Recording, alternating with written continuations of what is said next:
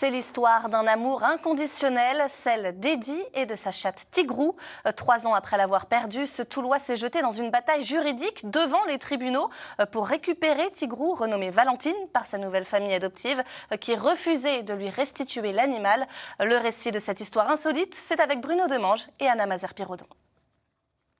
Voici la chatte de toutes les attentions. S'appelle-t-elle Tigrou ou Valentine?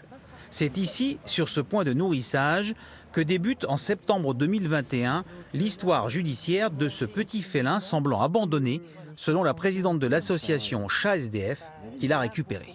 Elle était là en permanence à manger matin, midi et soir, jusqu'alors, un chat parmi tant d'autres qui vient chercher pitance, sur ce fameux lieu de nourrissage, pourtant assez archaïque. La chatte a donc été soignée, puis recueillie par une bénévole de l'association. Mais dans le même temps, Eddie, qui lui aussi habite le quartier, a dit reconnaître sa chatte, Tigrou. Durant 3 ans, il a tout entrepris pour tenter de la récupérer. Il y a beaucoup de colère, il y a beaucoup de sentiments d'injustice, il y a beaucoup de désarroi, il y a beaucoup de choses, énormément. Ça fait 3 ans quand même. La chatte là, moi je l'ai eu toute bébé. Il peut y avoir une relation sentimentale très forte entre un animal et un humain. La preuve, c'est que celui-ci a été jusqu'au bout de sa démarche. Le parquet a classé, parce qu'il n'y a rien de pénal là-dedans, c'était simplement une démarche civile. L'affaire s'est en effet terminée au tribunal avec un jugement le 5 juillet dernier ordonnant la restitution de l'animal à la personne reconnue comme étant son propriétaire.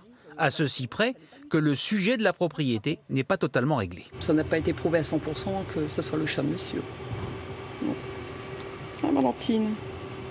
Cette mention figure en effet dans le jugement avec l'emploi du conditionnel. Il pourrait s'agir de la chatte Tigrou.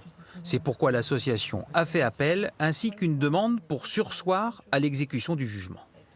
Si le chat est remis à la partie adverse pour ensuite être de nouveau remis à l'association, finalement, la première victime dans cette histoire, ça sera le chat lui-même.